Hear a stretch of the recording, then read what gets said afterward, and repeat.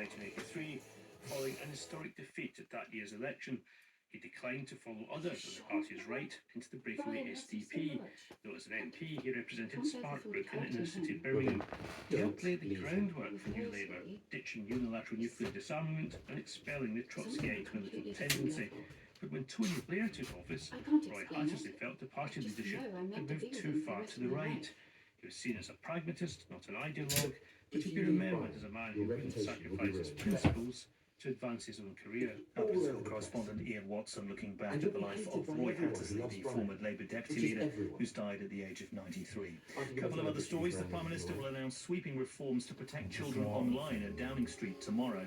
Sir Keir Starmer has promised to call time on a system that he says has failed children ahead of his expected proposals of an under-16s social media ban. And a man's been charged with attempted murder after a 17-year-old girl was stabbed in Briarfield in Lancashire near Burnley. Police say 31-year-old Junaid Nawaz, who's from the area, is due in court tomorrow. The girl has been discharged from the hospital. Recap on our top story then this hour. And a deal's been reached to end the war between the United States and Iran. Pakistan has been leading the negotiations. The country's Prime Minister Shehbaz Sharif posted the FIFA World Cup 2025 with Aaron Paul on 5 Live Sports. Yeah, welcome back. More World Cup commentary on the way. We'll be carrying up to the Ivory Coast versus Ecuador shortly. But England have been in training today. BBC Sports' Alex Howell joins us. Football correspondent John Murray is also on the side. Alex, first training session for the squad after a few days off. How's everyone looking? Yeah, so today was the first time they were actually training on the pitch they're going to be using as they prepare to try to win the World Cup. They did take to a pitch yesterday when they arrived here in Kansas City, but that was for a community session. So today was the first one where the actual work and tactics and business of preparing to try and win this tournament began. But very, very hot, as it's been widely reported, but all of the squad were on the pitch and ready to go. It feels like a long way away, doesn't it? I mean, we've seen a good few games so far, but I mean, it's a long old wait for the tournament to start, John.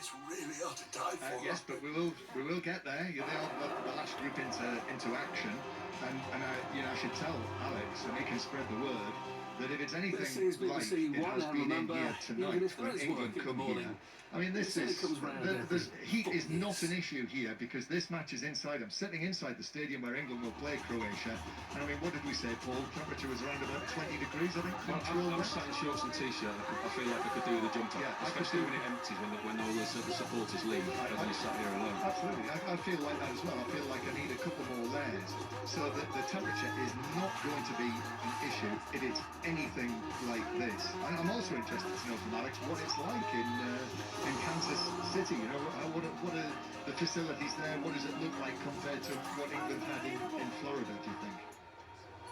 So I was actually going to compare this media centre, how different it is to the one they had at the Euros 2 years ago. There was a castle there based in there. This is a lot more functional, a lot tighter, more of a kind of conference building in Kansas City.